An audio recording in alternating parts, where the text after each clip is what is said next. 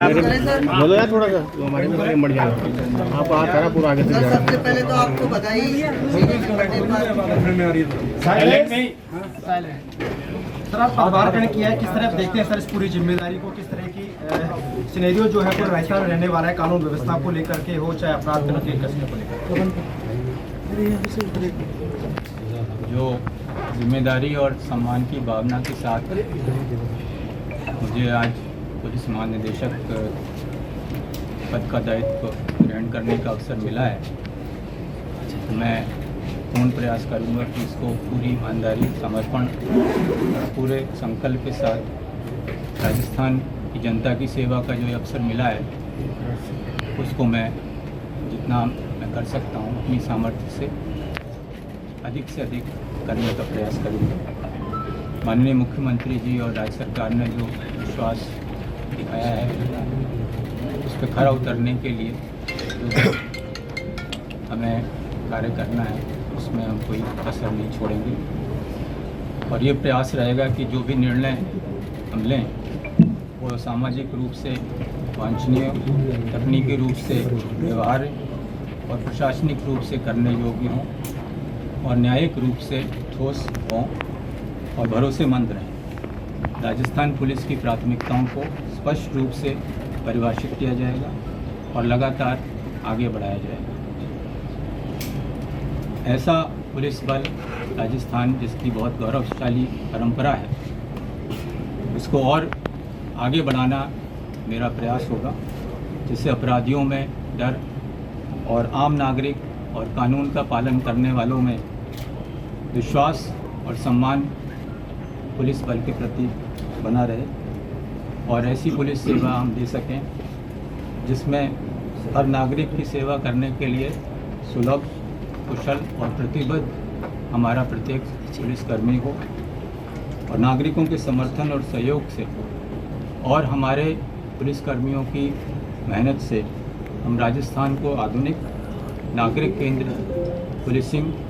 के लिए एक पूरे देश में एक मॉडल राज्य बनाने की प्रयास करेंगे।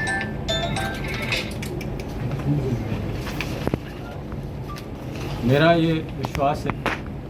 कि प्रभावी पुलिसिंग ज़मीनी स्तर से प्रारंभ होती है और पुलिस थाना हमारे पूरे पुलिस बल की एक ऐसी आधारशिला है, ऐसा एक स्थान है जहां नागरिक अपनी विपरीत परिस्थितियों में पुलिस के पास मदद के लिए जाते हैं। हमारा पूर्ण प्रयास होगा कि हमारे प्रत्येक थाने नागरिकों के अनुकूल हों, थाने में कार्यरत हर व्यक्ति व्यवहार कुशल,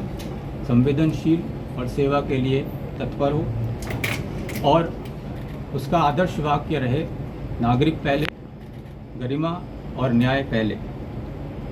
बीट पुलिसिंग की जो व्यवस्था है उसमें हम सुधार करने की कोशिश करेंगे और जो हमारे बीट अधिकारी हैं उनको जवाबदेह बनाएंगे उस बीट के निवासियों की सुरक्षा के लिए और ये अपने एरिया के लोगों के साथ इस तरह से जुड़ें कि उनके साथ मिलके उनको जिस तरह की पुलिसिंग जनता चाहती है उसको हम उपलब्ध करा सकते हैं। अपराधों की रोकथाम हमारी वरीयता होगी, महिलाओं की सुरक्षा, बच्चों का संरक्षण हमारा फोकस में रहेगा और इसके लिए जिस तरह के भी प्रयास हमें करने चाहिए उसको हम करेंगे। टेक्नोलॉजी इस परिवर्तन में हमारा एक मजबूत साथी होगा, आधुनिक निगरानी प्रणालियों का इस्तेमाल करते हुए और अपराध के पैटर्न को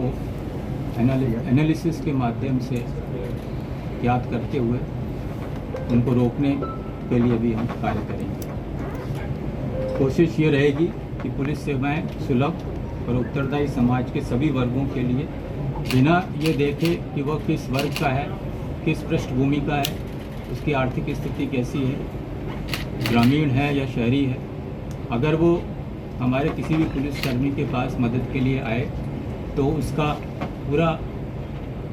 प्रयास ये हो कि उस जिस अपेक्षा के साथ वो आया है उसकी पूरी संवेदनशीलता के साथ उसको उसकी मदद हम करें। जो नए तरीके के अपराध सामने आ रहे हैं उनके लिए हम कोशिश करेंगे कि प्रत्येक थाना स्तर पर इस तरह की व्यवस्था हो पाए, खासतौर से जो साइबर क्राइम इस तरह से बढ़ रहा है। तो ऐसा नहीं हो कि किसी परिवादी को जगह जगह अटकना पड़े अपनी कंप्लेंट के लिए, और उसको अपने नज़दीक से नज़दीक स्थान पर भी उसी प्रकार की मदद मिल सके, उसी प्रकार उसके कंप्लेंट पर कार्रवाई हो सके, और उसके लिए उसको किसी दूर स्थान पर जाने की आवश्यकता नहीं हो। इसके साथ ही ये भी प्रयास रहेगा कि हमारे जो साथीगण हैं पुलिस के, वो पूरी तत्परता से और पूरी संवेदनशीलता से और पूरी ईमानदारी से अपना कर्तव्य निर्वहन करें। मैं इस सब के लिए मीडिया के मित्रों को भी से भी आग्रह करूंगा कि इस भागीदारी में आप हमारा साथ दें। नागरिकों से संवाद बनाने में आप हमारी मदद कीजिए, ताकि हम सब मिलके एक सुरक्षित राजस्थान बनाएं, जिसमें हर नागरिक अपनी गरिमा और विश्वास के साथ रह सके। धन्यवाद। सर, डीजीपी बनने के बाद फर्स्ट प्राथमिकता क्या रहेगी आपकी? उनको जिस तरह की मदद, जिस परिस्थिति में जिस समय चाहिए, उस तक हम उनको उपलब्ध करा पाएँ। ये और पुलिस स्टेशन हमारा ऐसा हो जहाँ पर अगर कोई नागरिक अपनी मदद के लिए पहुँचे तो उसको उसकी अपेक्षा से अधिक सम्मान, अपेक्षा से अधिक मदद उसको उपलब्ध हो। सर, पुलिस हमारे